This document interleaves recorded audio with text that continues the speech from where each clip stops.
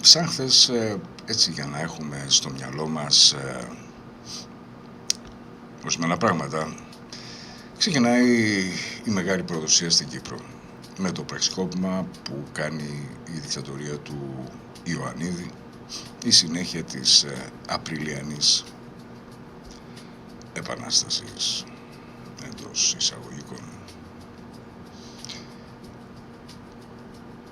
Προσέξτε κάτι. Έχω πει πολλές φορές ότι μεταπολίτευση δεν έχει υπάρξει στην Ελλάδα. Και μετά από χρόνια, θα έλεγα, έρευνας και ανάγνωσης και εκπομπών, καταλήγω σε ένα συμπέρασμα το οποίο θέλω να μείνει καταγεγραμμένο. Όχι ως γνώμη της στιγμής, αλλά ως αποκριστάλλωση. Και επειδή έρχονται μπροστά μας οι φουρτούνες, να το έχουμε στο μυαλό μας. Και το γράφω ακριβώς, αν το πούμε έτσι, επειδή πηγαίνει αντίθετα με την μεταπολιτευτική μυθολογία στην οποία μεγαλώσαμε. Τι σημαίνει λοιπόν? Το γράφουμε στον ιστορικό χρόνο, στη διάρκεια αυτής της εκπομπής. Και τι είναι αυτό? Οι πραξικοπηματίες της 21ης Απριλίου του 1967 δεν ήταν μια εξωτερική εισβολή στο ελληνικό κράτος. Επειδή πολλές φορές συζητάμε, έχω πει ότι ο κ. Μητσοτάκης δεν είναι η αιτία, είναι το αποτέλεσμα. Επειδή έχω πει πάρα πολλές φορές ότι το πρόβλημα στην Ελλάδα είναι δομικό και δεν τολμούν τα πολιτικά κόμματα να το αγγίξουν.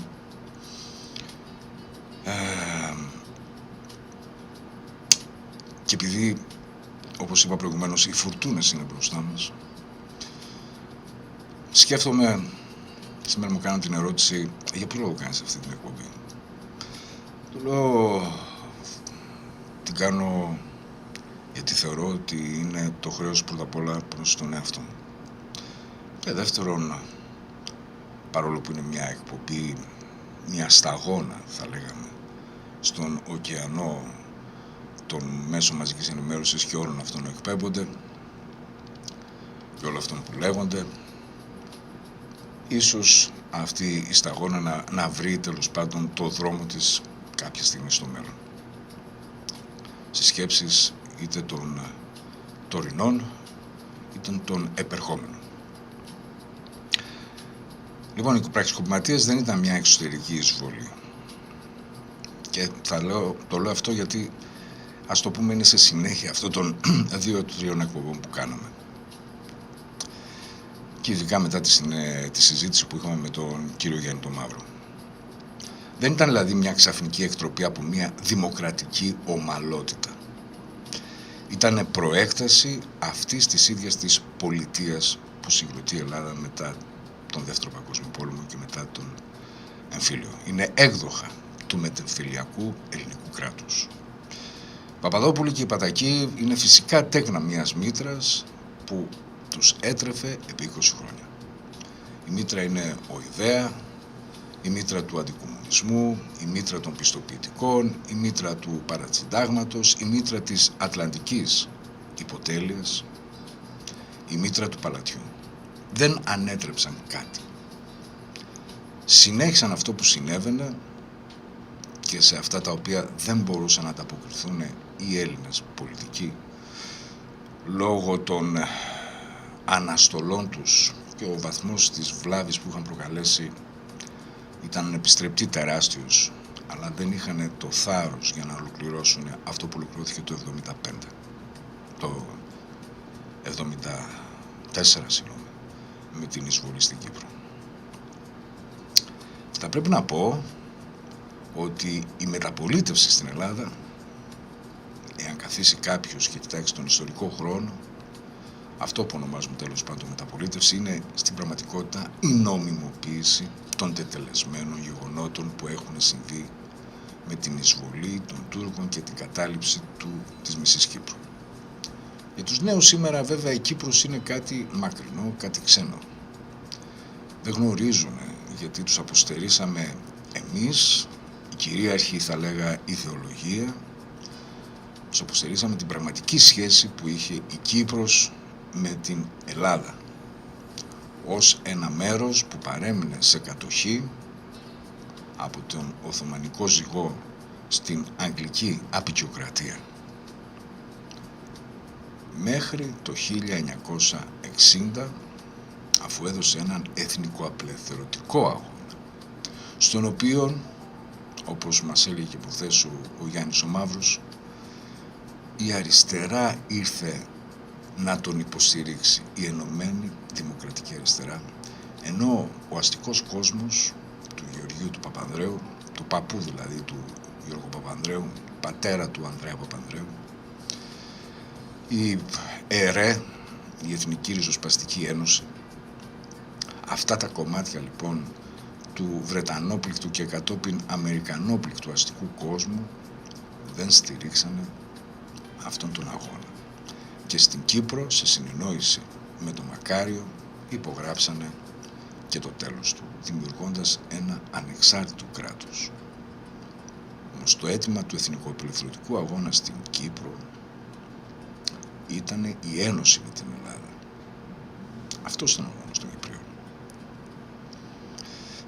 Όπως ενώθηκε κάποια στιγμή η Κύπρος, η Κρήτη, όπως ενώθηκαν τα Δωδεκάνησα.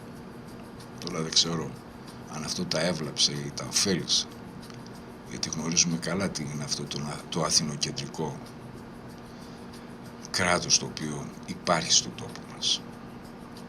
Τι σημαίνει για τις περιφέρειες.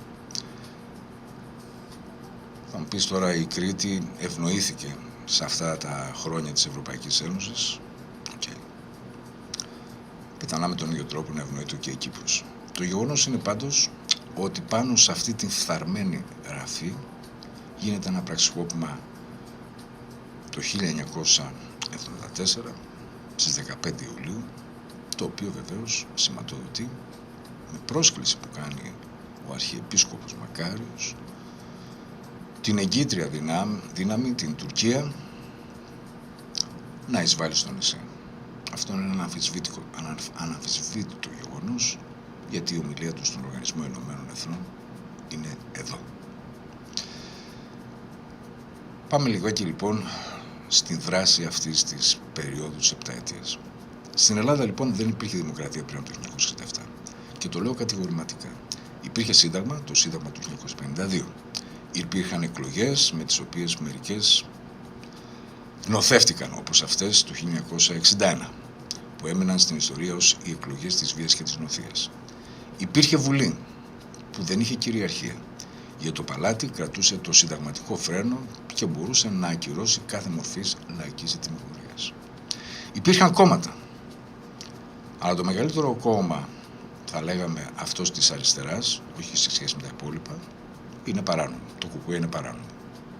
Υπήρχαν δικαστές, αλλά οι ανεξάρτητοι δικαστές, και αυτή είναι μια μεγάλη ιστορία για τους δικαστές της Χούντας και το πώς συνεργάστηκε και το πώς δώσανε ο Άριος Πάγος της εποχής εκείνης την νομιμοποιητική σφραγίδα στην δικτατορία, με πρώτο πρωθυπουργό τον Κόλια, που ήταν ο γνωστός αεροπαγίτης, με άλλους 8 αεροπαγίτες οι οποίοι συγκροτούν την κυβέρνηση υπουργοποιούμενοι. Οπότε ήρθε η δικαιοσύνη να νομιμοποιήσει αυτό που συνέβη. Λοιπόν, αυτό δεν είναι δημοκρατία όμως. Είναι φόρμα δημοκρατίας, είναι κέλυφος δημοκρατίας, γιατί ως γνωστόν το να έχεις βουλή και να έχεις κόμματα, το βλέπουμε και σήμερα πλέον, δεν σημαίνει ότι έχει και δημοκρατία. Πολλοί πιστεύουν ότι, όταν μια χώρα έχει σύνταγμα, έχει αυτομάτως και δημοκρατία. Δεν ισχύει. Όλες οι χώρες έχουν συντάγματα. Το σύνταγμα είναι ένα κείμενο. Η δημοκρατία είναι μια πρακτική. Ότι η εξουσία ελέγχεται, ότι η δικαιοσύνη είναι πραγματικά ανεξάρτητη, ότι ο πολίτης μπορεί να αναντιωθεί στο κράτος χωρίς να κινδυνεύει, ότι το χρήμα δεν αγοράζει νόμους, και χωρίς αυτές τις πρακτικές το σύνταγμα γίνεται κάδρο στον τοίχο. Δεν αναστήθηκε λοιπόν η δημοκρατία το 1974. Δεν υπερασπιστήκαμε τη δημοκρατία το 1967. Δεν χτίσαμε τη δημοκρατία στον εμφύλιο, και αν δεν το αναγνωρίσουμε, δεν πρόκειται ποτέ να το κάνουμε πραγματικότητα, να έχουμε σχέση με την πραγματικότητα. Αλλά θα ξεγελιόμαστε με ψευδείς εικόνες, αντιλήψεις και φαντασιώσεις, οι οποίες αναμφισβήτητα έχουν επενδυθεί μέσα στην κουλτούρα του ελληνικού λαού, μέσα στην κουλτούρα μας. Λοιπόν, αν δεχτούμε ότι στην Ελλάδα δεν υπήρξε πραγματική δημοκρατία πριν από το 1967, ανοίγει μπροστά μας λοιπόν μια σειρά από ερωτήματα. Και κυρίως το πρώτο και το βασικότερο, τι περασπιζόντουσαν ακριβώς οι αγώνες του ελληνικού λαού στην μετεφιλιακή περίοδο. Η τραγική απάντηση είναι ότι οι αγώνες αυτοί περιορίστηκαν στην υπεράσπιση του άρθρου 114 του Συντάγματος του 1952, εκείνο που ανέθετε δηλαδή στην αφοσίωση του Έλληνα πατριώτη την τήρηση του Συντάγματος. Ένα άρθρο κατάλοιπο, ένα άρθρο παρηγοριά, τα Αουλιανά, η μάχη για την ελευθερία και την τιμή, το 114 στους στίχους, όλα στριμώχθηκαν στη διάσωση ενός επιλόγου. Ενός συντάγματος νόθας δημοκρατίας, σαν να κυνηγάει ο σκύλος, θα έλεγα, με την ουρά του. Όταν, για να το δώσουμε να το καταλάβουμε, έτσι, προσέξτε, γιατί πολλές φορές μπαίνει ένας λαός σε έναν αγώνα, ο οποίος είναι αδιέξοδος. Και είναι αδιέξοδος από τους στόχους που θέτουν οι ίδιοι οι πολιτικοί γείτονές του, γιατί δεν μπορεί να ξεπεράσουν με τον τρόπο που γίνονται αυτή την ιστορική αναγκαιότητα. Λοιπόν, όταν πεθαίνει δηλαδή για παραδείγματος ο Παύλος και στέφεται βασιλιάς ο Κωνσταντίνος ο γιος του, ο Γιώργος Παπανδρέου είναι μπροστά, είναι αυτός ο οποίος θα φωνάξει «Ζήτω ο βασιλιάς». Λοιπόν, δεν μπορεί να φωνάζεις «Ζήτω ο βασιλιάς», να υπερασπίσεις ένα σύνταγμα το οποίο νοθεύει τη δημοκρατία και να θέλεις με αυτή τη διαδικασία να πας ένα βήμα παρακάτω πολιτικά. Αυτό είναι αδύνατο. Κανείς πολιτικός ηγέτης τότε, την εποχή εκείνη, δεξιάς, κέντρου και αριστεράς, δεν τόλμησε να θέσει ως στόχο τη μετάβαση σε μια αστική ευρωπαϊκού τύπου δημοκρατία. Μια δημοκρατία όπου το παλάτι δεν έχει, ας πούμε, την τελική υπογραφή, ο στρατός δεν είναι κράτος εν κράτη, η ασφάλεια δεν είναι ο θεματοφύλακας της εθνικοφροσύνης, η δικαιοσύνη δεν διορίζεται με μια συνένεση διαφθοράς και τα κόμματα δεν απαγορεύονται, οι φάκελοι δεν συσσωρεύονται, τίποτα από όλα αυτά. Το χειρότερο είναι όταν κάποιοι επιχείρησαν να αντιδράσουν, αντέδρασαν με τα ίδια εργαλεία που τους είχαν επιβάλει. Τι θέλω να πω. Η υπόθεση Ασπίδα είναι χαρακτηριστική. Για όποιον δεν θυμάται, για όποιον δεν γνωρίζει, η υπόθεση Ασπίδα είναι μία οργάνωση στρατιωτικών που θεωρούν τον εαυτό τους δημοκρατικούς προστάτες του συντάγματος και που συγκροτούν αυτή την μυστική, ας το πούμε, όχι, μυστική οργάνωση απέναντι στον ιδέα, δηλαδή στην οργάνωση του Παπαδόπουλου, του Πατακού και του Μακαρέζου και των υπολείπων αξιωματικών. Δηλαδή, συνωμοτική οργάνωση νεαρών αξιωματικών μέσα στο στρατό για να αντιπαρατεθεί στον ιδέα. Μηχανισμός μέσα στο στρατό για να πολεμήσει έναν άλλο μηχανισμό μέσα στο στρατό. Δηλαδή μια μίμηση του αντιπάλου σου. Και κάθε μίμηση στα πολιτικά πράγματα είναι εκ των προτέρων χαμένη. Γιατί απέναντι στο αυθεντικό, το αυθεντικό παρακράτος, το αυθεντικά χρηματοδοτούμενα από τη CIA, η μίμηση πάντα θα αποτυχάνει. Και έτσι η Ασπίδα κατέληξε να είναι το πρόσχημα και για το να ξεριζωθούν άνθρωποι οι οποίοι ήταν δημοκρατικοί στην συνείδησή τους, ακόμα και σε μια χώρα που δεν ξέρει τι είναι δημοκρατία, ούτε σήμερα ξέρουμε τι είναι δημοκρατία. Γιατί κανένα πολιτικό κόμμα, για παράδειγμα, ποτέ δεν εκπαίδευσε τα στελέχη του και τα μέλη του στην έννοια της δημοκρατίας. Όλα τα πολιτικά κόμματα λειτουργούν με τη λενινίστικη αντίληψη. Μια ισχυρή κεντρική θέση ηγεσίας και από εκεί και πέρα όποιος δεν ακούει πάει στο σπίτι του ή διαγράφεται ή δεν ξέρω τι. Όχι ανάποδα, όχι από τη βάση. Και αυτή η απουσία, η μορφωτική δηλαδή απουσία γνώσης και συμπεριφοράς χαρακτηρίζει και την κοινωνία μας. Γιατί ποτέ κανένας μέσα στην διαμόρφωση αυτού που θα λέγαμε αγωγή του πολίτη δεν έμαθε να συμπεριφερόμαστε ή να αντιλαμβανόμαστε ή να σεβόμαστε τι ακριβώς σημαίνει δημοκρατία. Η δημοκρατία δεν είναι η βίαιη επιβολή της πλειοψηφίας πάνω σε μία μειοψηφία. Διότι η δημοκρατία δεν έχει κακεντρέχεια μέσα της. Είναι η δυνατότητα και η ικανότητα ενσωμάτωσης της μειοψηφίας μέσα στην πλειοψηφία. Όχι η καθήλωση και, θα το λέγαμε έτσι, η σύνθλιψη. Αυτή είναι η πραγματικότητα.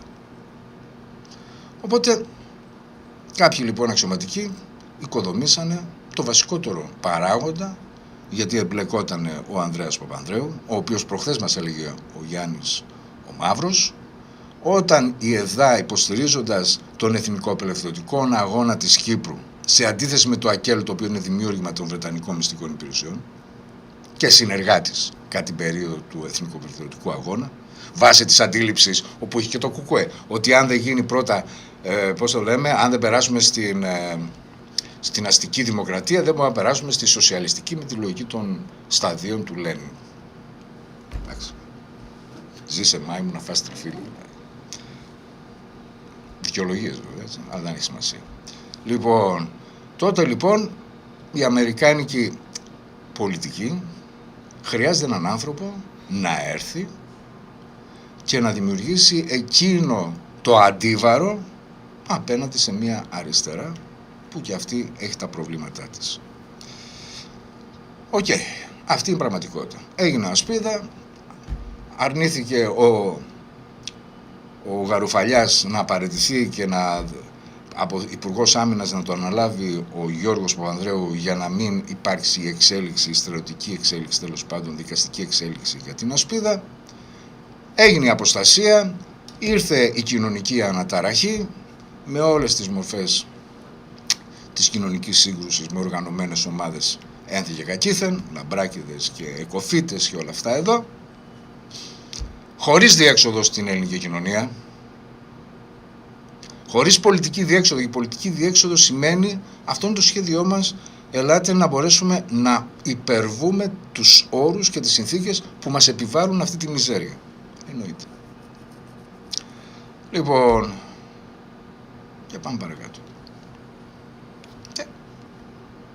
Κάποια στιγμή γίνεται το πραξικόπημα. Και μετά έρχεται η υποκριτική Ευρώπη. Η Ευρώπη που την επόμενη ημέρα της 21ης Απριλίου δήλωσε ότι στην Ελλάδα ανατράπηκε η δημοκρατία. Ένα ευπρεπέστατο ψέμα.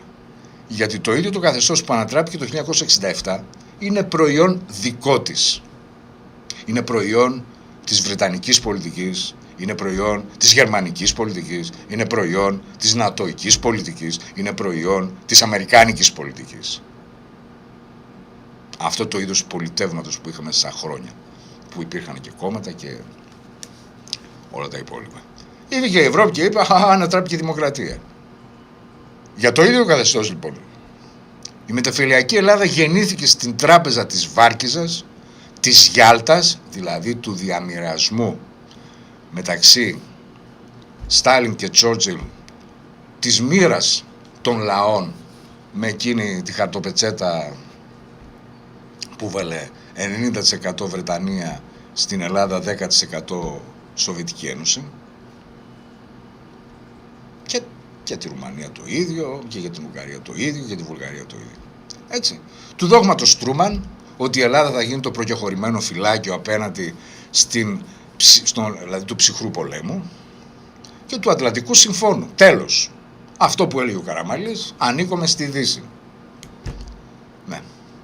Δεν ανήκουμε στη Δύση, γιατί η μετάφραση είναι ανήκουμε στη Δύση, ότι εμείς είμαστε, ας το πούμε εδώ, είμαστε δημιούργημα της Δύσης. Και η δημοκρατία που ανατράπηκε υποτίθεται το 1967 δεν υπήρχε. Ήταν δημιούργημα ακριβώς αυτής της Δύσης. Ήταν λοιπόν ένα κράτος δορυφόρος από τότε. Η δημοκρατία λοιπόν ήταν αρμοδιότητα συζήτηση στο Λονδίνο και στην Ουάσιγκτον, στην Ελλάδα. Και η ίδια η ευρωπαϊκή οικονομική κοινότητα ήταν δημιούργημα των δεξαμενών σκέψης των ΗΠΑ. Κανένας δεν το συζητάει αυτό. Πλέον αυτό είναι αποδεδειγμένο.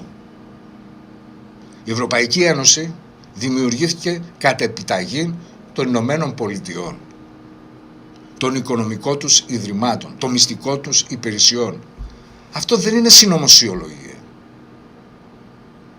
Άρα και το αποτέλεσμα που έχουμε σήμερα για το τι είναι η Ευρωπαϊκή Ένωση και πώς λειτουργεί είναι αποτέλεσμα αυτής της διαδικασίας.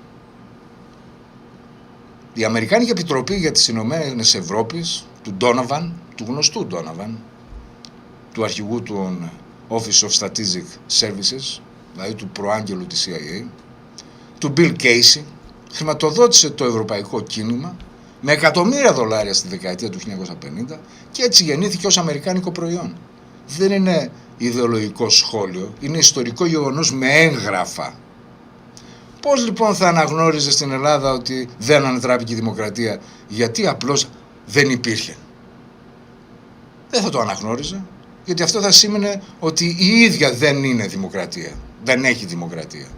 Η μυθοπλασία λοιπόν ότι η ελληνική δημοκρατία ανατράπηκε από τους συνταγματάρχες ήταν η βολικότερη εκδοχή για όλους, για το φθαρμένο πολιτικό σύστημα, για τη φθαρμένη απεικιοκρατικής αντίληψης Ευρώπη, ηγεμονίες, και φάνηκε στο ύστερον, στο σήμερα, στο πώς διαμόρφωσαν τους οικονομικούς μας όρους, τους όρους υποτέλειας, την εξαθλίωση της υπαίθρου και όλα αυτά εδώ.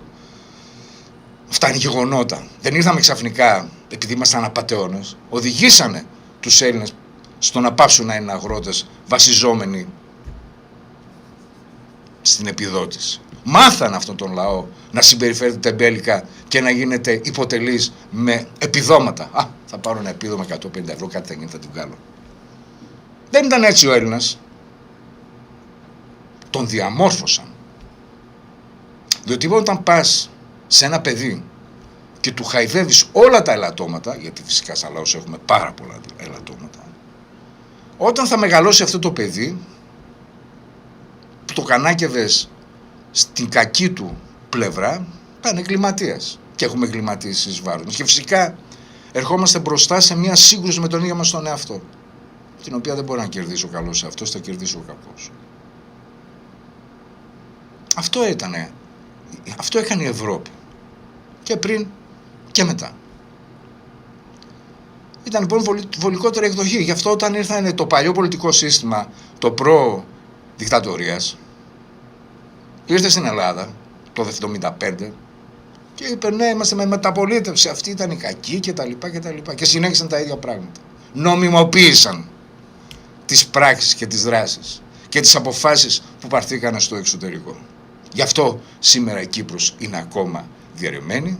Και όχι μόνο αυτό, βγαίνει ο κύριος Βενιζέλος και λέει εντάξει ρε παιδιά, αφού 51-60 χρόνια δεν κάναμε κάτι, μήπως πρέπει να το βρούμε, να το λύσουμε το θέμα. Λες και το θέμα της Κύπρου δεν είναι μονάχα ζήτημα τιμής, αδερφιά. Είναι ζήτημα γεωπολιτικής. Τη δεκαετία του 70 που ήμουν μαθητής και τη δεκαετία του 80 υπήρχε ένα σύνθημα που δεν ήταν ζήτημα εθνικό-πατριωτικό, ήταν ζήτημα οικονομικό, βιοοικονομίας, γεωοικονομίας όπως τα λέει ο Μιχάλης Χαραλαμπίδης. Τι έλεγε? Εύρος, Κύπρος και Αιγαίο μέτωπο ενιαίο, δεν ήταν ένα αντιτουρκικό.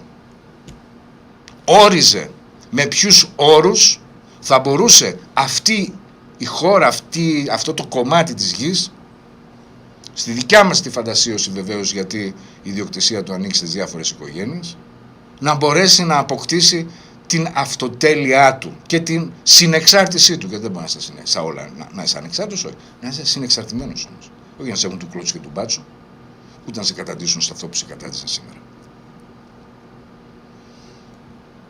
Έτσι βόλεψα ότι ανετράπει η δημοκρατία. Για τους προαξιωματίες, για τους Ευρωπαίους, για τους Έλληνες πολιτικούς μεταπολίτευσης που χρήστηκαν ως συνεχιστές μιας δημοκρατίας που υποτίθεται είχε προηγηθεί. Για την αριστερά, γιατί της επέτρεψε να μην θέσει ποτέ το πιο δύσκολο ερώτημα. Όπως τραγούδισε και ο Παπάζογλου Μακαρίτης, όλα τριγύρω αλλάζουν και όλα τα ίδια μένουν. Γι' αυτό έκανα αυτή τη διασκευή για την παράγκα. Μέσα λοιπόν σε αυτόν τον κόσμο της ψευδαίσθησης, μια αριστερά, χωρίς την παραμικρή δημοκρατική συνήθεια, αποτέλεσε και το εφαλτήριο της ελληνικής μεταπολίτευσης. Από τον εφιάλτη και το εφαλτήριο. Από εκεί βγαίνει η λέξη εφαλτήριο. Η παραδοσιακή αριστερά ήταν κυριευμένα από τον τίτλο της πρωτοπορίας και παραμένει και φαίνεται στη συμπεριφορά τους. Δεν σε ένα ΣΥΡΙΖΑ δηλαδή, και κοτσάμε με τραχαλέρε και δεν τρέπονται. Δεν υπάρχει τιμήρες σε αυτούς τους ανθρώπους. Όχι, τι με ενοχλεί. Στην παρατήρηση βλέπω. Πρωτοπορία. Τι σημαίνει πρωτοπορία? Το έλεγα χθες κάποια στιγμή. Η πρωτοπορία σημαίνει ότι έχω τόσο πολύ μυαλό και τόσο μόρφωση ως διανοούμενος και ο λαός μου είναι τόσο αμόρφωτος που εγώ θα του καθορίσω την πορεία του και εγώ θα τον καθοδηγήσω. Αυτό που είδαμε να γίνεται στη Σοβιετία. Σοβιετική Ένωση δηλαδή. Λοιπόν, αυτός ο τίτλος που γέννησε ο Λένιν και ανεπαρήγαγε π.χ. ο Ζαχαριάδης, σημαίνει πως εκείνοι που τον φέρουν έχουν το δικαίωμα να αποφασίσουν για λογαριασμό ενός λαού. Και στο λογαριασμό των δικών μας πάνω στο κασίδι, διανοούμενοι καπιταλιστές και όλοι αυτοί αποφασίζουν. Γιατί σε θεωρούν και με θεωρούν ηλίθιο. Και μπορεί να είμαστε κάλλιστα. Είναι η λογική του εμείς ξέρουμε καλύτερα. Μην ρωτάτε, ακολουθήστε. Αυτό δεν είναι δημοκρατική πρακτική λοιπόν, είναι ακριβώς η αντιστροφή της. Η αντιπολίτευση λοιπόν στο μεταπολιτευτικό σύστημα δεν είχε δημοκρατική, ούτε παιδεία, ούτε εκπαίδευση, ούτε τίποτα. Αγωγή, τίποτα. Δεν είχε εκπαιδεύσει τα στελέχη της λοιπόν με τη συνήθεια του διαλόγου, της λογοδοσίας, της αυτοκριτικής. Και όταν ήρθε η ώρα της, δεν είχε τι να προσφέρει πέρα από αυτό που ο Παπανδρέου θεσμοποίησε με μια φράση. Το προσωπικό είναι πολιτικό. Η φράση που ήταν αρχή μιας χειραφέτησης, η φράση του αμερικάνικου φεμινισμού του 70, μετατράπησε κάτι τελείως διαφορετικό. Το προσωπικό έγινε ταυτόσιμο του προοδευτικού. Η προσωπική πίστη στον αρχηγό έγινε μέτρο προόδου και η προσωπική πορεία έγινε αυτός σκοπός. Αυτή είναι η ιστορία της σύγχρονης Ελλάδας μετά το 1974-1975 και το βλέπουμε. Και αυτή είναι η τραγωδία μας. Η Ελλάδα δεν απέκτησε πραγματική δημοκρατία δεν είχε δηλαδή πριν από το 1967. Γιατί το κράτος ήταν προϊόν του Ατλαντικού Συμβασμού. Δεν απέκτησε ούτε μετά το 1974, γιατί η μεταπολίτευση την έκτισε πάνω σε ένα μύθο. Και δεν την απέκτησε μέχρι σήμερα, γιατί οι δυνάμεις που θα έπρεπε να τη φέρουν δεν εκπαίδευσαν ποτέ εαυτόν στη δημοκρατική πρακτική. Ύστερα ήρθε η ώρα δηλαδή να πούμε τα πράγματα με το όνομά τους. Και το πρώτο βήμα προς την αλήθεια, άμα θέλουμε, όπως έλεγε ο Σεφέρης, είναι να ξεπεράσει την ευπρέπεια του ψέματος. Αυτή είναι η πραγματικότητα. Και ήρθαμε στο σήμερα, έχοντας μας πίσω 88 χρόνια διάκοπης συνόδευσης.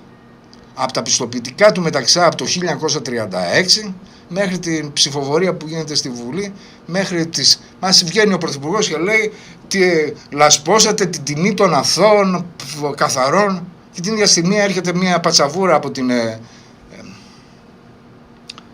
Ευρωπαϊκή Εισαγγελία, 4 βουλευτές, ξανά μανά.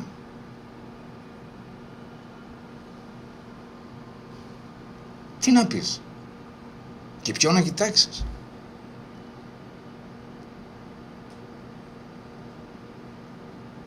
Λοιπόν, 88 χρόνια σε αυτή η χώρα δεν κατάφερε ούτε μια φορά να δει τον εαυτό της καθαρά στον καθρέφτη, γιατί πάντα κάτι μεσολαβούσε. Ο Βασιλιάς, οι Αμερικανοί, οι Βρετανοί, οι Γερμανοί, η Τρόικα, οι δανειστές, η Κομισιόν, τα μνημόνια, η Ευρωπαϊκή Εισαγγελία που φτάσαμε την ξεφτύλα, δηλαδή στο βαθμό δηλαδή το ότι δεν έχουμε ανεξάρτητη δικαιοσύνη, φαίνεται από τις παρεμβάσεις οι οποίες γίνονται. Αναγκάζει το άλλο να πάει στην Ευρώπη να δει το δίκαιο του. Δηλαδή, σε ποια Ευρώπη, με ποια Ευρώπη καθόμαστε μαζί. Καθόμαστε με την Ευρώπη στο ίδιο τραπέζι, η οποία στη διάρκεια της ζωής της και της ύπαρξής της, αυτό που έκανε ήταν να στερήσει από αυτόν τον τόπο και από άλλους τόπους την προκοπή και την πρόοδο. Που είμαι σαν αποτέλεσμα της σκέψης Βρετανίας να μην είμαστε κάτω από τη Ρώσικη κυριαρχία το 1828. Και αντίστοιχα, δηλαδή, να είμαστε ένα τόπι στην πραγματικότητα. Και φυσικά αυτές όλες οι εθνικές ήττες που είχαμε όλα αυτά τα χρόνια, όπως και αυτό που συμβαίνει σήμερα στον τόπο μας, με τα τρελά δάνεια τα οποία έχουμε πάρει, έχουμε αποπληρώσει και θα πληρώνουμε και θα πληρώνουμε και θα πληρώνουμε, πού νομίζετε, σε ποιανών τσέπες πηγαίνουν? Πώς η Ευρώπη, το έχω πει κι άλλη φορά, έχει τόσους ωραίους δρόμους, έχει τόσο ωραία κτίρια, έχει τέτοια ωραία πανεπιστήμια, έχει κοινωνική πρόνοια, ό,τι σε έχει απομείνει αυτή τη ληστρική περίοδο μετά την παγκοσμιοποίηση και που τώρα αντιμετωπίζουν και οι ίδιοι Ευρωπαίοι. Πώς δημιουργήθηκαν αυτά, νομίζετε? Από τον κόπο του Γερμανού, του Γάλλου, του Άγγλου, του Ιταλού, του Βρετανού? Όχι! Από τον κόπο και τον ιδρώτα του Έλληνα, του Αφρικάνου, του Νότιου Λατινοαμερικάνου, του Ασιάτη. Από τον κόπο αυτών των ανθρώπων έγινε αυτό. Και δώσανε βέβαια μέρισμα και στους δικούς τους πολίτες να συνεννούνε σε αυτή την λίστεψη, στην καταλίστευση του κόσμου. Και τότε και πριν και τώρα. Βάζει κανένα στην Γαλλία από τα κίτρινα γελέκα, ότι ο πλούτος μας είναι προϊόν, ας πούμε, του χρυσό του Μάλι? Όχι βέβαια. Ή τα πυρηνικά μας μπορούν και λειτουργούν επειδή κλέβουμε το Μάλι ή την Σενεγάλη ή όποιον άλλο θέλει. Όχι.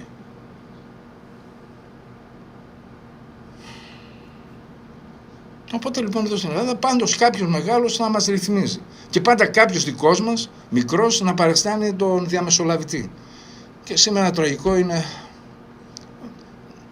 όχι γιατί ξαφνικά κατέρευσε κάτι. Τραγικό είναι ότι τίποτα δεν κατέρευσε. Λειτουργούν όλα όπως σχεδιάστηκαν. Δηλαδή το δικαστικό σύστημα λειτουργεί ακριβώς όπως το έφτιαξε το άρθρο 90 του Συντάγματος. Δοτός στην κορυφή, κληρονομικό στη βάση, επιλεκτικό στη λειτουργία του.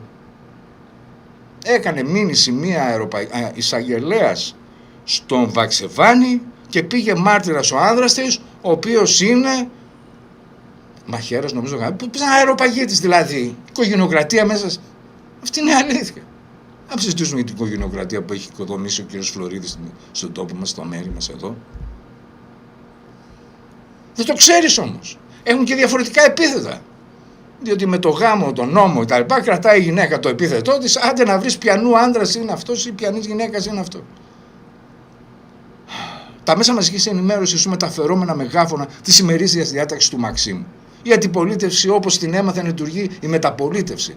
Δημαρτυρώμενη δημόσια, διαπραγματευόμενη ιδιωτικά.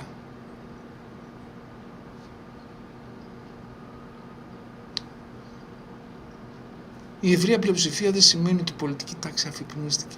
Σημαίνει ότι αντιλήφθηκαν πως πλέον δεν υπήρχε εναλλακτική. Αν καταψαφίζουν, να είναι συνένοχοι το ένα το άλλο. Υπάρχει ένα δούνε και λαβίν. Αυτή είναι η πραγματικότητα. Η κυβέρνηση Μητσοτάκη δεν είναι αιτία. Είναι αποτέλεσμα. Δεν είναι σύμπτωμα. Είναι η κανονικότητα. Η κανονικότητα μιας χώρας που λειτουργεί ως απικία εδώ και 200 χρόνια. Με διαφορετικούς κατακτητές, αλλά με την ίδια δομή υποτέλειας. Οθωμανοί, Βαβαροί, Άγγλοι, Γερμανοί, Αμερικάνοι, Βρυξέλλες, ποιον θέλετε. Ρώσους θέλετε. Οι σφραγίδες αλλάζουν. Ο μηχανισμός μένει ίδιος. Μια ντόπια ελίτ ενδιάμεσα μεταξύ του ξένου κέντρου και του λαϊκού σώματος. Σαν των ανθρώπων που θέλουν να ζήσουν, να φάνε αξιοπρεπείς και να μπορούν να ελέγχουν τα κοινά του τόπου τους. Που κερδίζει πλουτίζοντας από αυτή τη μετάβαση. Αυτή η λούμπεναστική τάξη. Αυτή η ελίτ φοράει κουστούμι Αρμάνι, μιλάει αγγλικά με προφορά Cambridge, αλλά είναι το ίδιο στρώμα που υποδέχτηκε τον Όθωνα το 1832. Και ο ελληνικός λαός που επιβίωσε κατοχής, εμφυλίου, χούντας, κρίσης, μνημονίων, πανδημίας, τεμπών, ακρίβειας, κάθεται και παρακολουθεί. Ειδήσεις φιλτραρισμένες, ειδήσεις που βγάζουν πρωτοσέλιδο τη δεύτερη ξαδέρφια ενός σκηνοθέτη και κρύβουν στη σελίδα την άρση ασυλίας, ας πούμε, ενός πρώην Υπουργού Δικαιοσύνης και μετά κοιμάται. Πίνει το κρασάκι στο μπαλκόνι και λέει: «Α, βαριούνται όλοι μαζί». Έχει δίκιο. Δεν έχει δίκιο. Για το βαριούνται όλοι μαζί είναι ακριβώς αυτό που θέλουν και ο τρόπος που θέλουν να σκεφτόμαστε. Ισοπεδωτική παραίτηση. Λοιπόν, πίσω στο στούντιο Focus 103,6 όλα αλλάζουν και όλα τα ίδια μένουν, μας είπε ο Νικόλης. Εξαιρετικό παιδί. Ναι. Πήγαινα και στο στούντιο του. Όταν ήμασταν μικρά παιδιά.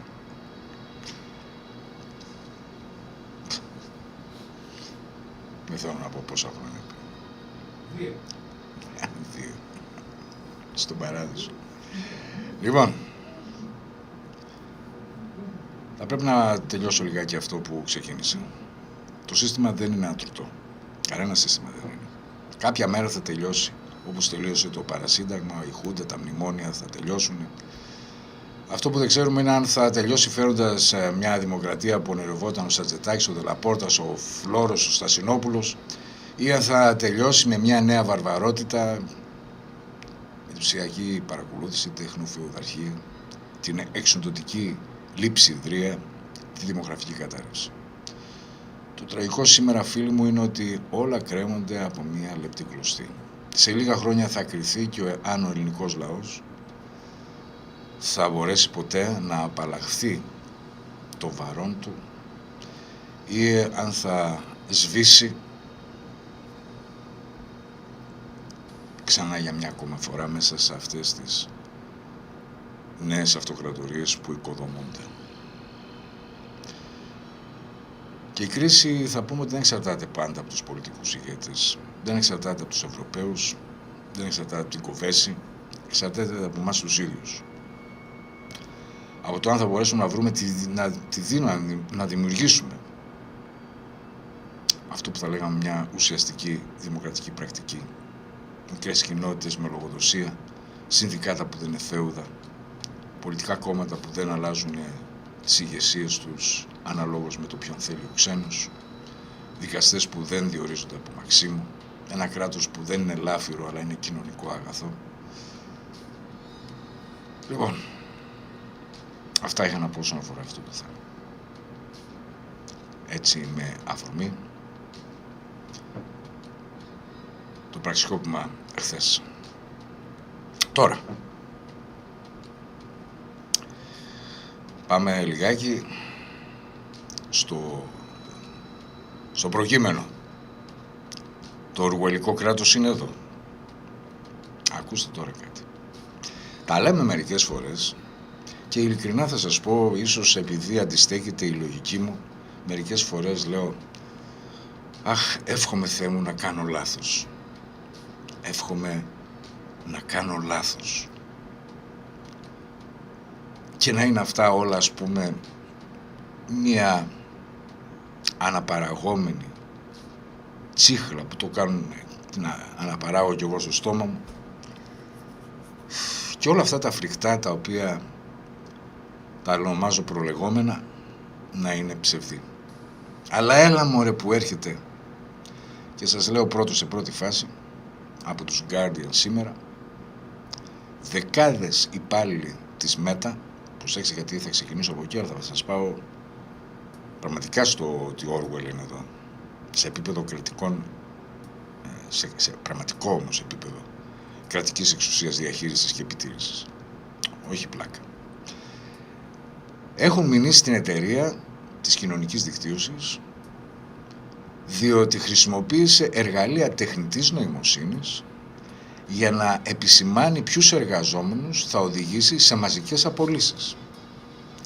Οι εργαζόμενοι λένε ότι αυτά τα εργαλεία τεχνητής νοημοσύνης τους στοχοποίησαν επειδή, για παράδειγμα, ζήτησαν μια άδεια έκτακτη, π.χ. για ιατρικούς λόγους, μια άδεια μητρότητας, μια άδεια για ένα ατύχημα, και η αγωγή κατατέθηκε τη Δευτέρα στο Ομοσπονδιακό Δικαστήριο στη Βόρεια Περιφέρεια της Καλιφόρνιας. Μιλάμε για 8.000 υπαλλήλους που τους απέλυσε μέσα σε μία μέρα.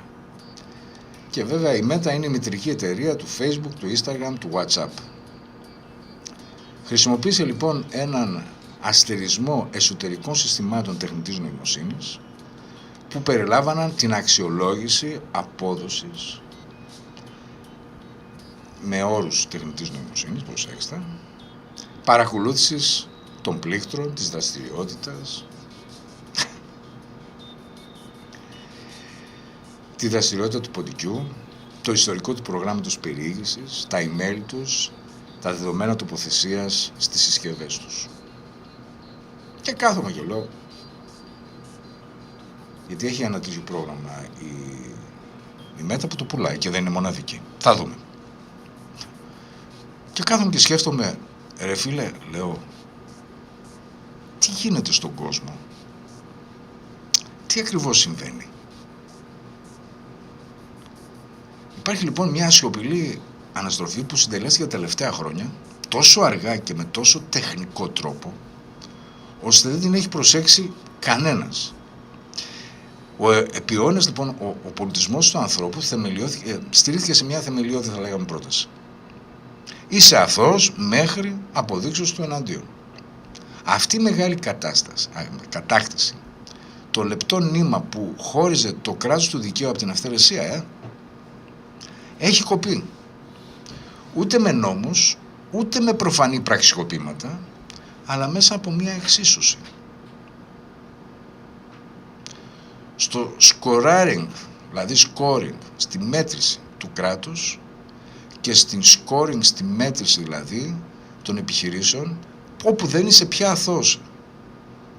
Όταν είναι μια πιθανότητα ενοχής, ένας αριθμός μεταξύ από το 0 έως το 1, Και όσο πιο κοντά είσαι στο ένα, τόσο πιο γρήγορα κάποιος θα χτυπήσει την πόρτα σου και θα πρέπει εσύ να τους αποδείξεις ότι δεν είσαι αυτό που η μηχανή υποψιάστηκε. Και αν νομίζετε ότι μιλάμε πάλι για επιστημονική φαντασία, σας λέω ότι υπάρχουν 4 ιστορίες που θα σας τις βάλω μπροστά σας, από τις οποίες οι 2 αφοράνε τα κράτη της Γαλλίας και της Δανίας, και μπορείτε να φανταστείτε τι γίνεται στην Ελλάδα που η διαφάνεια είναι 0.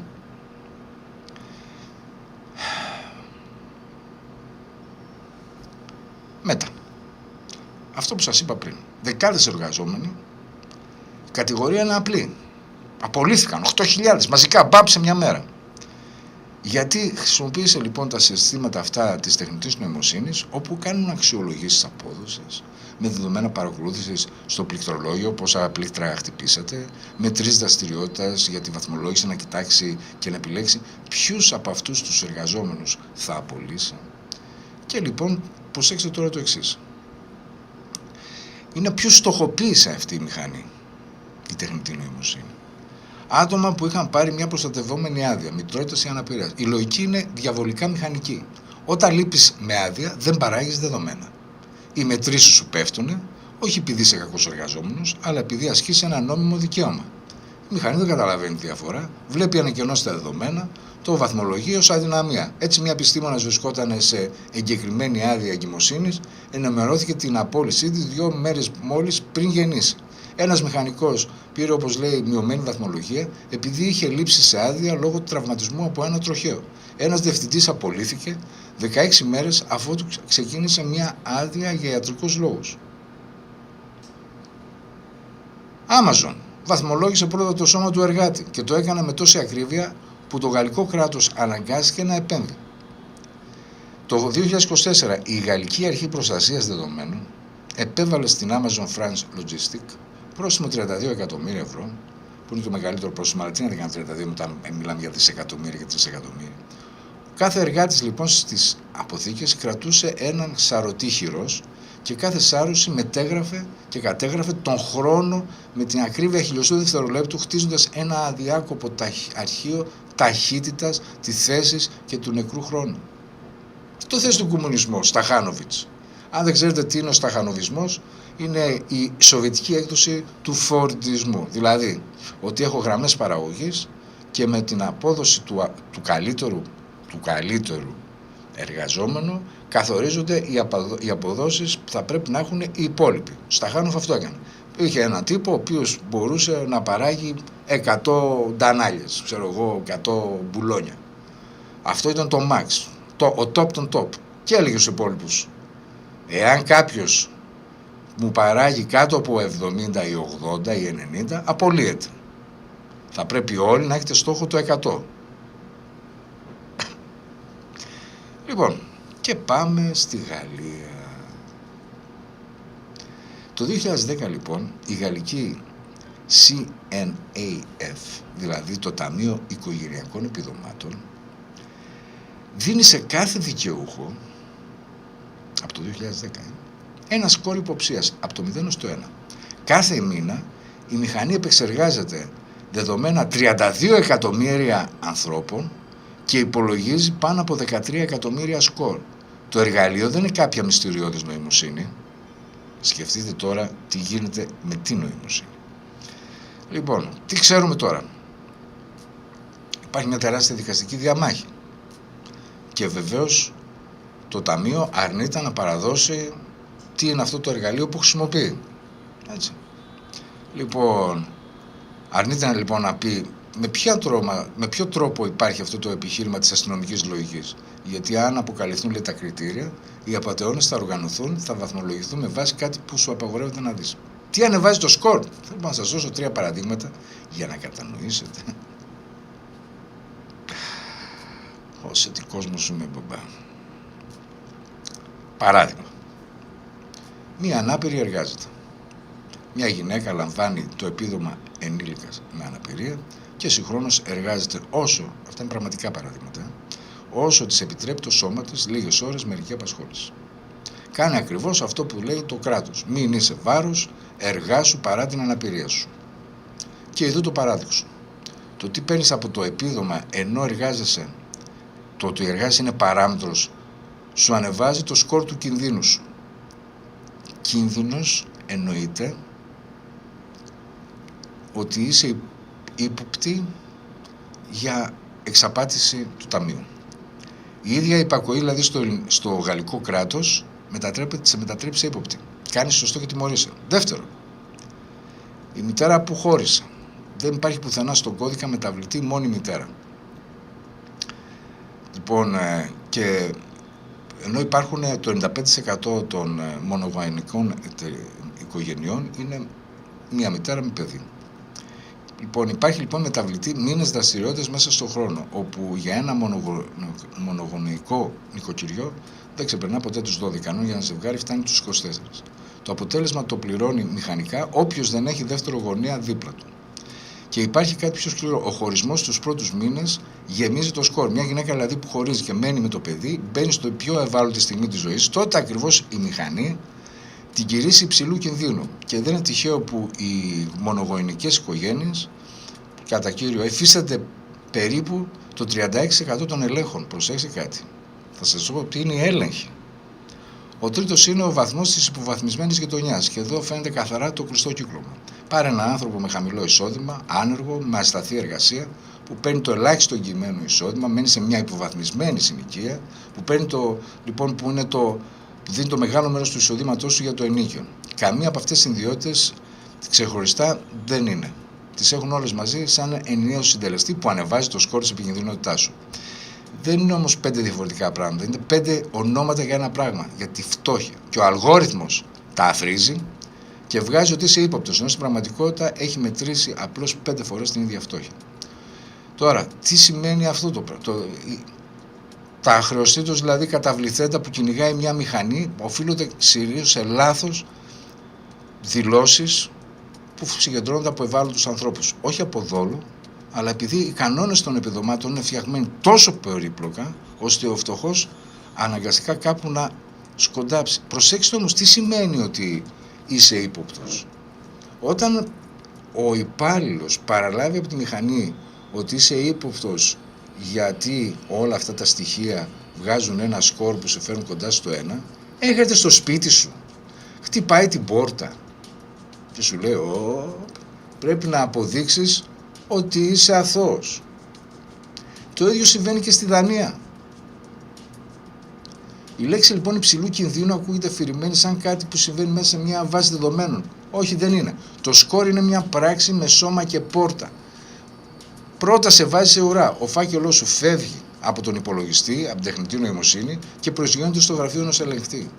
Χωρίς να έχει προηγηθεί καταγγελία ή οτιδήποτε. Αρκεί που είσαι φτωχός, που είσαι μόνος, που είσαι ανάπηρος, που δουλεύεις. Έπειτα έρχεται ο έλεγχος. Στην πιο σκληρή μορφή που είναι έλεγχος στο σπίτι. Κάποιος δηλαδή έρχεται και ψάχνει τη ζωή σου για να επιβεβαιώσει αν αυτά που λες είναι αλήθεια, αν μαγείρευες για έναν, αν μαγείρευες για δύο, αν υπάρχουν αντρικά ρούχα στην ντουλάπα, αν υπάρχει δεύτερη οδοντόβουρτσα στο μπάνιο. Αυτό δεν είναι πλάκα. Η ιδιωτική ζωή, δηλαδή η προσωπική ζωή του ανθρώπου, γίνεται πεδίο απόδειξης. Λοιπόν, και εδώ λοιπόν όλα τα θύματα είναι φτωχοί, είναι εργάτες, μονογονεϊκές οικογένειες, ανάπηροι κτλ. Και μπορώ να πούμε λυπηρό, αλλά δεν μας αφορά. Κάνετε λάθος. Εδώ ακριβώς οφείλω να σας πω το πιο χοντρό πράγμα. Η μηχανή της υποψίας δεν ξέρει ποιον κυνηγάει. Και αυτό δεν είναι ένα σχήμα λόγου. Είναι κυριολεκτικά η αρχιτεκτονική των συστημάτων που χρησιμοποιούν. Αποτελείται από 4 κομμάτια απολύτως ουδέτερα ως προς το θύραμά του, το θούραμά της. Συλλέγει δεδομένα, τα συγχωνεύει, βαθμολογεί και σημαδεύει. Το μόνο σημείο που μπαίνει ποιος είναι ο εχθρός είναι μια μεταβλητή από το τι ορίζεται ως κίνδυνος. Και αυτή η μεταβλητή δεν είναι τεχνικό δεδομένο. Είναι πολιτική απόφαση που αλλάζει σε ένα υπουργικό νεύμα χωρίς να πειραχτεί ούτε μία βιδούλα όλου αυτού του μηχανισμού. Και σήμερα λέγεται πιθανότητα αχρέωσης πληρωμής. Αύριο λέγεται πιθανότητα πολιτικής αναξιοπιστίας. Μπορεί αυτό ήδη να συμβαίνει. Δεν χρειάζεται λοιπόν τίποτα καινούριο να χτιστεί. Χρειάζεται το μόνο αλλαγή μιας ταμπέλας. Και αυτό δεν είναι μια υπόθεση εργασίας. Υπάρχει πραγματικότητα σε κλίμακα 13 εκατομμυρίων ανθρώπων στην επαρχία του Σανζιάνγκ της Κίνας, που αποτελεί και το πρότυπο των Γάλλων γερουσιαστών. Ένα σύστημα που λέγεται iJob, ενοποιημένη πλατφόρμα κοινών επιχειρήσεων, κάνει ακριβώς αυτό. Και από αυτά κατανοούμε ότι όλη αυτή η συγκρότηση, όλο το ζητούμενο του προσωπικού αριθμού, που δεν αφορά την Ελλάδα, είναι ευρωπαϊκή πολιτική. Απλώς η Ελλάδα είναι το πειραματόζω του ενός έτους. Από ένα σημείο και μετά, δηλαδή από το 28, παράδειγμα, όλοι θα πρέπει στην Ευρώπη να έχουν μία ταυτότητα με ένα προσωπικό αριθμό και όλα να είναι δεδομένα. Ταυτισμένα, είναι το αφημί σου, είναι ο τραπεζικός λογαριασμός, είναι η εφορία σου, είναι οι ιδιοκτησίες σου, είναι δεν ξέρω τι, όλα μέσα. Το ποινικό σου μητρό. Λοιπόν, στην Κίνα το έχουν εφάρμοσει ήδη. Από κάμερες, από σημεία ελέγχου, από ταυτότητες, τα τραπεζικά, τα ιατρικά αρχεία, σε ένα νέο πρόγραμμα. Και σημαδεύει όποιον θεωρεί δυνατική απειλή για το σύστημα. Τι θεωρεί απειλή? Πόσο συχνά προσεύχεσαι και πηγαίνεις για θρησκευτικές τελετές. Το αν έχεις σύνθετους κοινωνικούς δεσμούς. Το αν γεννήθηκες μετά το 1980. Το αν διατηρείς επαφές με το εξωτερικό. Οι αρχές το δικαιολογούν λέγοντας ότι η αυτοματοποίηση τους βοηθά να αντιμετωπίσουν με ακρίβεια όσους κουβαλούν αυτό που ονομάζουν τον ιδεολογικό ιό της απιστίας προς το Κομμουνιστικό Κόμμα. Τον ιδεολογικό ιό της απιστίας απέναντι σε μια συγκεντρωτική, κομμουνιστικό-σοβιετική Ευρωπαϊκή Ένωση. Το σύστημα δηλαδή είναι εδώ, υπάρχει, λειτουργεί και δουλεύει. Πολύ πιθανό να δουλεύει και για το ελληνικό δημόσιο, ελληνικό κράτος. Δεν θα μου κάνει καμιά εντύπωση, διότι ως γνωστόν, όπως έχουν δηλώσει, παρακολουθούν τα προφίλ μας στο Φουμπού. Δηλαδή, αν δείξεις μια φωτογραφία όπου είσαι στις Μπαχάμες, τώρα είσαι βλάκας. Και δεν δικαιολογείται από το μισθό σου να είσαι στις Μπαχάμες, ενώ θα μπορούσε κάλλιστα να το έχει πληρώσει, για παράδειγμα, ο φίλος, ο σύντροφός σου, ο σύζυγός σου, ξέρω εγώ, κάποιο τρίτο πρόσωπο. Έρχεται λοιπόν ο έλεγχος, από πού και ως πού πήγες στις Μπαχάμες. Ρε εσύ, δεν λέω πάτε στις Μπαχάμες για να δείξετε ότι κάνετε αντίσταση. Αλλά αυτό που θα λέει, δικαίωμά μου δεν ήταν να πάω που κουστάρω. Εσύ ποιος είσαι? Α, σου λέει, εντάξει, εγώ προηγούμαι του δικαιώματός σου. Προσέξτε.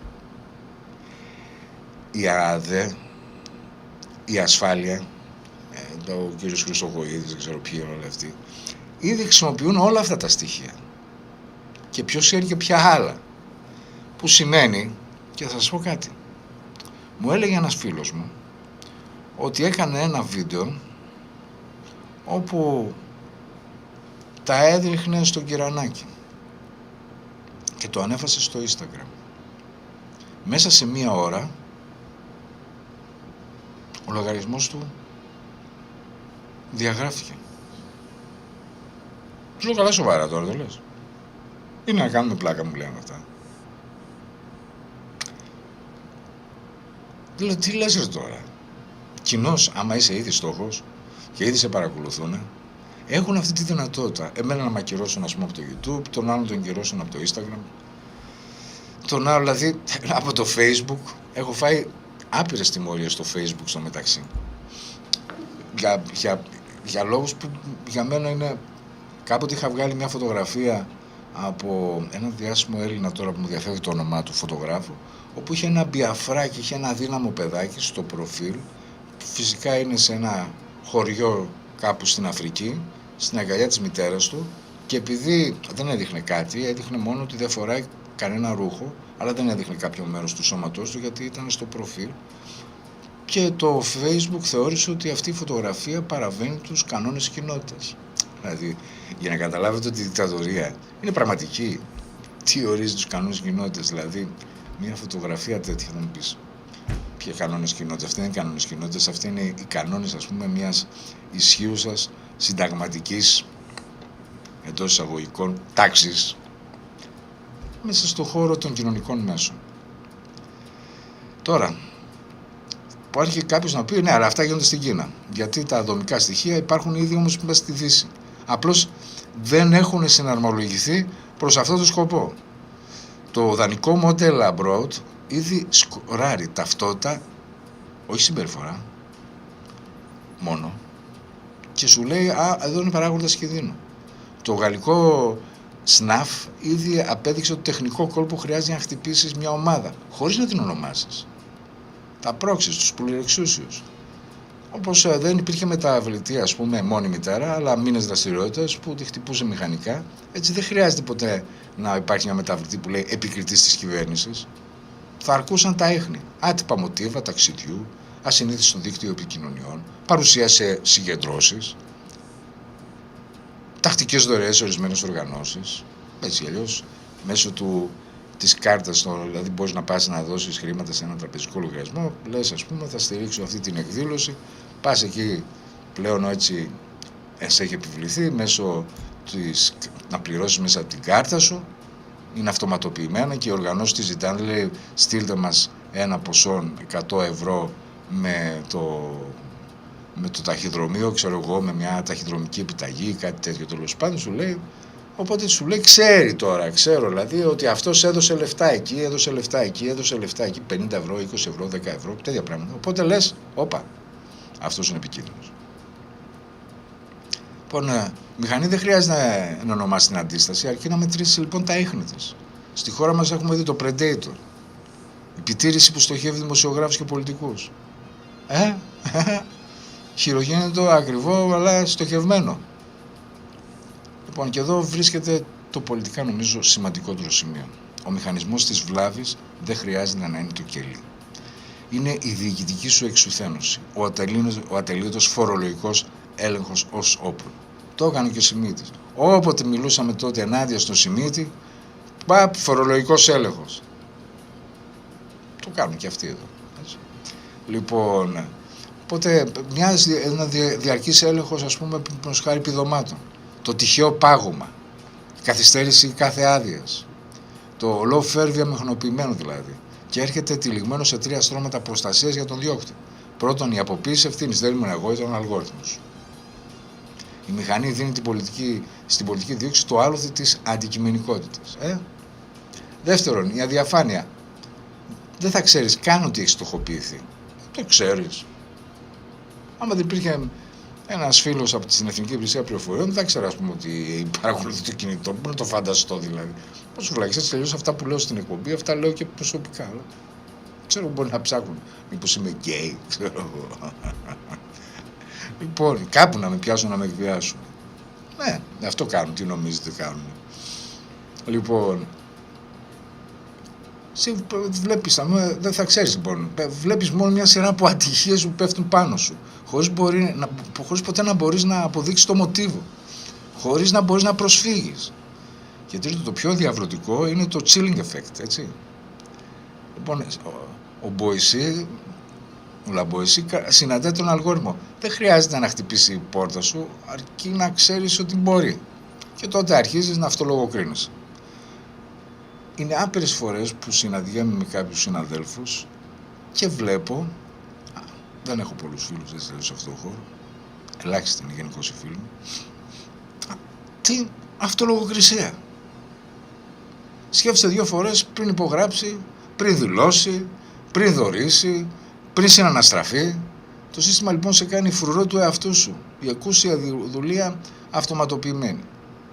Και βεβαίως, να κλείσω αυτό το σημείο που κατά τον νόμο της ειλικρίνειας οφείλω να πω, για να μην εξωσώνω βιαστικά, ακόμα η Γαλλία και η Δανία δεν είναι Κίνα σήμερα. Υπάρχει βέβαια διαφορά κλίμακας, σκοπού, θεσμικών φρένων, δικαστήρια που κατέβασαν παραδείγματος χάρη το ολλανδικό σύστημα για παραβίαση δικαιωμάτων. Υπάρχουν οργανώσεις οι οποίες πολεμούν το ΣΥΝΑΦ, υπάρχουν κάποιοι τέλος πάντων που απαγορεύεται το social scoring, αλλά αφήνει όλα τα παραθυράκια ο ευρωπαϊκός νόμος για να γίνεται. Η διαφορά δεν είναι στην υποδομή, είναι μόνο στην πολιτική βούληση. Αν λοιπόν, όπως καταλαβαίνετε, εμείς είμαστε εδώ απροστάτευτοι. Λοιπόν, αν έχει την πολιτική βούληση, τρακ, πατάει το κουμπάκι, ανοίγει η οθόνη, Αλέξανδρε Γιαννόγλου, έτσι, πατ! Ρίξτε του ένα πρόστιμο. Έρχεται την βράδυ, βλέπει το πρόστιμο, μίλησες πολύ, ας πούμε, ή δεν ξέρω τι. Οπότε, αγαπητές μου φίλες και φίλοι, εδώ είναι. Εδώ είναι. Φοβερό. Απλούστατα, όπως χθες έλεγα, δεν έχει γίνει, δεν έχει φτάσει το σημείο να ολοκληρωθεί. Σιγά σιγά, όμως, όπως βλέπω, ολοκληρώνεται. Και αυτό είναι το βασικότατο. Το βασικότατο. Ολοκληρώνεται, φίλος μου. Έχω... έτσι. Τώρα. Οφείλω για τον τριχασμό. Ναι, δεν μιλάω για τον διχασμό του Έλληνα, μιλάω για τον τριχασμό. Χθες λοιπόν έλεγα λοιπόν ότι ο Έλληνας πάσχει από 3 πράγματα που τον βάζουν να είναι σε 3 μέρη κομμένος. Και έλεγα ότι ο Παναγιώτης Κονδύλης, αυτός ο αδέκαστος νους που μας έδωσε ο 20ος αιώνας στην ελληνική σκέψη, είδε καθαρά αυτό που οι άλλοι δεν ήθελαν να πούνε ή δεν θέλουν να το δουν ή δεν το βλέπουν. Ότι η νεοελληνική ταυτότητα δεν είναι διχασμένη, είναι 3 κληρονομίες που ζουν μέσα της. Έλεγα λοιπόν χθες ότι πρώτη είναι η αρχαία, αλλά με την ειρωνία ότι την αρχαία μας κληρονομιά εμείς την παραλάβαμε από τη Δύση, μεταφρασμένη, ερμηνευμένη μέσα από τις αναγκαιότητες ιστορικές που είχε η αναγέννηση και ο διαφωτισμός. Δηλαδή μας εξήγαγα, δηλαδή αναγκαστήκαμε και εισάγαμε την ερμηνεία της ελληνικής σκέψης μέσα από τη Δύση. Αυτό είναι το ένα. Το δεύτερο έλεγα ότι η κληρονομιά που προέρχεται από τον βυζαντινό χριστιανισμό, το ελληνοχριστιανικό ευρύδιο, το οποίο έχει 2 στοιχεία τα οποία βρίσκονται μια σύγκρουση και θέλω να το κατανοήσετε, γιατί δεν ξεκινάει ούτε από καμία αντιχριστιανική διάθεση ούτε τίποτα. Στην ελληνική σκέψη ο κεντρικός ήρωας της ιστορίας είναι ο άνθρωπος. Είναι ο Οδυσσέας, τα βάζει με θεούς, με δαίμονες, να σας δώσω να καταλάβετε. Φυσικά οι θεοί από πάνω μηχανογραφούν, αλλά αυτός είναι εκεί, θα γυρίσω πίσω στην Ιθάκη. Είναι ανθρωποκεντρική λοιπόν η ελληνική σκέψη. Έχει στο κέντρο τον άνθρωπο. Το δημιούργημα της εβραϊκής ουδαϊκής θρησκείας είναι θεοκεντρικό, δηλαδή το κέντρο είναι ο Θεός. Δεν είναι ο άνθρωπος. Ο άνθρωπος είναι ένα υποκείμενο των διαθέσεων, των θελήσεων μιας μεγάλης δύναμης απέναντί του. Λοιπόν, και το τρίτο είναι ότι πήραμε την δυτική σκέψη και την κάναμε τον Χέγγελ, τον Σπινόζα, τον Καρτέσιο. Κοιτάμε στη Δύση για να εξηγήσουμε τα ελληνικά πράγματα. Και σας έλεγα χθες η λέξη πολίτης. Για την ελληνική γλώσσα ο πολίτης είναι ένα ενεργό μέρος μιας πόλης, αυτός που θεσμίζει τους νόμους που θα υπακούσει, και για τη δυτική σκέψη είναι ο φορέας δικαιωμάτων απέναντι στο κράτος. Δηλαδή ως πολίτης είμαι φορέας δικαιωμάτων απέναντι στο κράτος. Δηλαδή το κράτος είναι μια ξένη υπόσταση. Και έλεγα εχθές σε κάποιο σημείο ότι αυτός ο τριχασμός και ο τρόπος που μας βάζει και σκεφτόμαστε και λειτουργούμε αντικρουόμενοι με τον ίδιο στον εαυτό ήταν η περίπτωση της χειροκοπίας. Δηλαδή όλοι μας υποσχέθηκαν ότι θα μας επιστρέψουν, ο ΣΥΡΙΖΑ για παράδειγμα και τα λοιπά, θα μας επιστρέψουν στο 2007-2006, την εποχή της εφορίας τέλος πάντων, της ευμάρειας και τα λοιπά. Δεν υπήρχε περίπτωση. Δεν ψηφίσαμε δηλαδή ότι πρέπει να κόψουμε αυτό το σάπιο ξερό κομμάτι και να τιμωρηθούν και όλοι αυτοί οι οποίοι να ευθύνονται, γιατί είναι πάρα πολλοί, και να μπορέσουμε να βρούμε σαν ένας, όπως το κάνανε στην Ισλανδία. Τους χώσαν όλους μέσα. Πολιτικούς, τραπεζίτες κτλ. Γι' αυτό δεν μιλάει κανένας. Αυτό κάνανε στην Ισλανδία. Είπαν παιδιά, ναι, αυτό γίνεται. Όλοι μέσα. Λοιπόν, οπότε, ο τριχασμός λοιπόν δεν είναι τρία πράγματα. Εμείς ψηφίσαμε δηλαδή πώς θα γυρίσουμε πίσω. Και σήμερα αυτό θέλει ο Έλληνας. Πώς θα ξαναγίνει ο τεμπέλης που ήταν. Και μέχρι τότε να παίρνει επίδομα το επίδομα πας, ξέρω εγώ κτλ. Δεν θέλουμε επιδόματα. Δεν θέλουν να μας πληρώνετε τα μεταφορικά μας μέσα. Θέλουμε δουλειές που να μας δίνουν εκείνη την αξιοπρέπεια του παραγωγικού και δημιουργικού ανθρώπου, του σωστά πληρωμένου, και να πληρώνω εγώ το εισιτήριο άμα γουστάρω να πάω.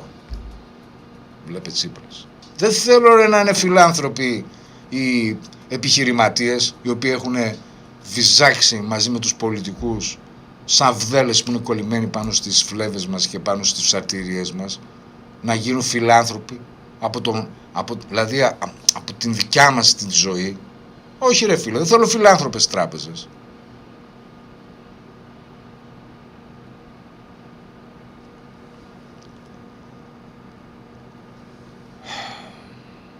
Έλεγα λοιπόν, για να το κλείσω και αυτό το κομμάτι, το αφήσαμε χθες ανοιχτό. Ο Μποεσί λοιπόν, το έχω αναφέρει αρκετές φορές, έγραψε το πιο αναπτυρωτικό ερώτημα της πολιτικής σκέψης. Γιατί εκατομμύρια υπακούν σε ένα? Και απάντησε, δεν είναι η βία. Η βία δεν φτάνει για να έχεις, δηλαδή. Πρέπει να έχεις εκατομμύρια για να μπορέσεις να διεξάγεις την άσκηση εξουσίας σου με βία πάνω σε εκατομμύρια. Όχι. Είναι η συνήθεια και το μικρό δώρο. Οι πολλοί δεν υποτάσσονται παραδίδοντας σιγά σιγά. Ώσπου να ξεχάσουν ότι υπάρχει άλλος τρόπος. Και αυτή η δεύτερη γλώσσα που έχουμε φτιάξει εδώ μέσα ζει σε ένα ρήμα. Το ότι ανήκουμε σε κάποιον. Ανήκω σε κάποιον. Δηλαδή είμαι κτήμα στον ιδιοκτήτη, η ψυχή μου είναι στο δούλος του Θεού, εγώ είμαι δούλος του αφέντη εδώ. Το οριζόντιο λοιπόν συνανίκη, το ότι ανήκουμε μαζί αμοιβαία, χωρίς αφέντη, αυτό το κομμάτι που αφορά την ελληνική σκέψη, έχει καταργηθεί. Και η ίδια η ρίζα με πρόθεση διαφορά, και ανάμεσά τους όλοι, σε αυτή την πρόθεση, ανάμεσα σε όλα αυτά εδώ είναι η πολιτική. Και φυσικά ο Έλληνας ταλαντεύεται αιώνια ανάμεσα στα δύο. Τι είναι αυτό που κάνει τον Έλληνα? Πολεμάει στα βουνά με το πνεύμα του Λεωνίδα για το Θερμοπύλες, ή είναι η του Χριστού η πίστη, η Αγία? Πολεμάει υπέρ βωμών και αιστιών. Αυτή η αντίθεση όλο τον συνεφέρνει, όλο τον βρίσκει και τον έχει σε μια σύγκρουση με τον ίδιο τη σκέψη. Και πάνω σε αυτό το ίσμα ήρθε βέβαια και η καταστροφή πάνω χάρη του 22. Λοιπόν, δηλαδή ταλαντευόμαστε αιώνια ανάμεσα σε αυτά τα δύο έτη. Και να προσθέσω κάτι, από πού βγαίνει η κλίση προς το πρώτο? Από τα 400 χρόνια όπου το κράτος ήταν ο αφέντης και το ήταν δικό μας. Ο Ραγιάς λοιπόν που υπάρχει μέσα μας έμαθε να στρέφει την αρετή, το φιλότιμο, την τιμή προς τα μέσα, προς την οικογένεια, προς την παρέα, προς το σόι. Εκεί που σε ξέρουνε, χωρίς χαρτί, και την πονηριά προς τα έξω, προς το κράτος θύραμα. Γι' αυτό ο Έλληνας μπορεί να είναι άγιος στο σπίτι και λαθρέμπορος να πάνε στην εξουσία μέσα στο ίδιο απόγευμα, χωρίς να νιώσει αντίφαση. Γιατί στην πραγματικότητα το κράτος αυτό και η εξουσία ποτέ δεν ήταν δική του. Έτσι. Ήρθαν οι καταστροφές όπως του 22, όπως της Κύπρου. Λοιπόν, και σε αυτές τις καταστροφές το κράτος στάθηκε ο μεσίτης της ίδιας του της εξορίας. Ο βουλευτής επαρχίας έπαψε να υπόσχεται δρόμο ή αρνητικό. Υποσχόταν θέση, για παράδειγμα, το δεκαετία του 60 στη Γερμανία. Το Ρουσφέτη ήταν μένος κέντρο, δεν έχει καμία σημασία, όπως και σήμερα είναι Πασόκ, Νέα Δημοκρατία, το ίδιο πράγμα κάνουμε. Το Ρουσφέτη δεν μοίραζε πιάσμα ανάπτυξη, για παράδειγμα, και το δεχόμασταν εμείς. Μοίραζε φυγή. Να σας πω ότι ο Κανελόπουλος, ο γνωστός Παναγιώτης Κανελόπουλος, δηλαδή αυτός ο οποίος ήταν και τελευταίος πρόεδρος της ΕΡΕ πριν από τη δικτατορία στη θέση του Κωνσταντίνου Καραμαλή, βάφτισε το στρατόπεδο της Μακρονήσου ως Νέο Παρθενώνα. Τη μετανάστευση, δηλαδή το φευγιό του Έλληνα, ως ευλογία Θεού. Για την εποχή εκείνη η Βασίλισσα Φρυδερίκη ονομάστηκε μητέρα του έθνους, ενώ οργανωνόταν η εξαγωγή ορφανών παιδιών στο εξωτερικό. Στην Αμερική, χιλιάδες παιδιά απήχθησαν στην ουσία από τα σπίτια τους στην πραγματικότητα και βρήκαν το δρόμο μέσω των Άγιο Στυλιανό, δεν ξέρω αν τα θυμάστε, μέσω των Πεδουπόλεων, και τους πήραν στην Αμερική γονείς, τα υιοθετήσανε χωρίς να ξέρει το παιδάκι τα μωρά. Έτσι. Λοιπόν, οπότε τα πάντα είναι στην ίδια τεχνική. Η απώλεια βαφτίζεται δώρο. Και εμείς το δεχόμαστε αυτό. Και ο λαός το ξέρει, τον κοροϊδεύουν. Και χαμογελάει. Εμείς. Και αυτό το χαμόγελο είναι μισή πονηριά, μισή ήττα. Και αυτό είναι το πυκνότερο ίσμο στο δικό μας χαρακτήρα. Μα έτσι όμως γεννιέται η εθελοδουλία στην πιο καθαρή της μορφή. Το ανήκω στον βουλευτή, το ανήκω στο κόμμα μου, το ανήκω στον πατρονά μου. Και η ψήφος είναι πράξη πίστης, όχι κυριαρχίας. Τίποτα δεν είναι καινούριο. Οι Αθηναίοι, για παράδειγμα, εξόρισαν τον Αριστίδη επειδή τον έλεγαν δίκαιο και κράτησαν τους δημαγωγούς. Το έχουμε δηλαδή εδώ, στο μέσα μας. Οι Αθηναίοι εξόρισαν λοιπόν τον Αριστίδη, η επανεκλογή του αποτυχημένου δεν είναι βλακεία τελικά. Είναι το κάθετο ένστικτο που ζητάει αφέντη. Γι' αυτό δεν θα με εκπλήξει τίποτα στις επόμενες εκλογές. Ζητάς με αφέντη, γιατί ο αφέντης όσο και αν σε ληστεύει τουλάχιστον αναγνωρίζει. Και μέσα του Έλληνας κουβαλάει με βεβαιότητα το νόμο του αδικαίου του. Ότι ο νόμος βλέπει τον αδύναμο και τυφλώνεται μπροστά στον ισχυρό. Ο μικρός χάνει το σπίτι του για 3 δόσεις στον πληστηριασμό. Ο μεγάλος με το ακάλυπτο δάνειο των εκατομμυρίων κρατά το κανάλι και τη δικογραφία του να αρχαιοτετεί. Στα τέμπη ο Κρέον θάβει την αλήθεια, όπως θάβει τον Πολυνίκη, και η Αντιγόνη το ξέρει από πριν. Και αυτή η βεβαιότητα δεν γεννάει εξέγερση. Γεννάει ένα διπλό πρόσωπο. Το μυρολάτρη και τον αναρχικό στο ίδιο σώμα, στον ίδιο άνθρωπο. Έτσι είναι, τι να κάνουμε, λέει το πρωί-ραγιάς, και το ίδιο βράδυ ο άνθρωπος ο ίδιος φτύνει τον θρόνο. Αυτό σας. Το προδίδουν επίσης τα ίδια, αυτοί είναι, δηλαδή οι τριχασμοί μας είναι απίστευτο. Οι διχασμοί μας, οι πολυσχεδείς. Λοιπόν, το προδίδουν τα ίδια τα αδελφικά. Λέει υπάρχει αυτό το θυμούκράτη για τον οξύθυμο. Υπάρχει το γλώσσαν ίσια. Γι' αυτό μιλάει συνέχεια. Το 0 άγα για τον άνθρωπο της υπερβολής. Και η τραγωδία μέσα στην τραγωδία. Η θεραπεία χαράχτηκε στην πέτρα, στο κατόφλι του Θεού, κάτω από το έπου Θεού. Από οριζόντια λοιπόν αυτό η διδασκαλία αποτύχαινε τόσο σταθερά που ο πολιτισμός καθετοποίησε το ίδιο το φάρμακο. Το παρέδωσε στον Απόλλωνα για να το επιβάλλει. Η ατομική ηθική βαλμένη να κάνει τη δουλειά της πολιτικής θέσμησης. Και φυσικά αυτό πάντα θα αποτυχάνει. Υπάρχει ένα αδελφικό παράγγελμα που αξίζει το ξεχωριστό έτσι στοχασμό πριν κλείσουμε την εκπομπή. Άρχισε αυτού, λέει, δηλαδή κυβέρνη τον εαυτό σου. Αυτό είναι εξορκισμός, όχι μόνο επειδή ο Έλληνας δεν κυβερνιέται, αλλά επειδή κυβερνά το ανάποδο. Θα σας πω τι εννοώ. Το παράγγελμα λέει λοιπόν, δάμασε τα πάθη σου έτσι ώστε έτσι ώστε να μην σε κυβερνά ούτε ο άλλος, ούτε να χρειάζεται να κυβερνήσεις τον άλλον. Είναι ένας αυτοπεριορισμός που αφήνει άθεκτο το αυτεξούσιο του διπλανού. Ο Έλληνας όμως πώς το διαβάζει αναστραμμένο, μέσω από τον ατομικισμό του δηλαδή, που αναιρείται κάθε συλλογικότητα. Κυβερνώ σημαίνει για αυτόν όχι να δαμάσω τον εαυτό μου, αλλά να κλέψω το αυτεξούσιο του διπλανού μου. Το άρχισε αυτό δηλαδή είναι άρχη του πλησίον. Μεταβίβασε δηλαδή τη μιζέρια σου, τη δυστυχία σου, την κακομοιριά σου στον διπλανό σου. Όχι εκεί να κοιτάξεις στη ρίζα του κακού, αλλά πώς στον εύκολο στόχο. Δεν το έχουμε εδώ στην Ελλάδα που λέει ότι με τον κατσίκα του γείτονα.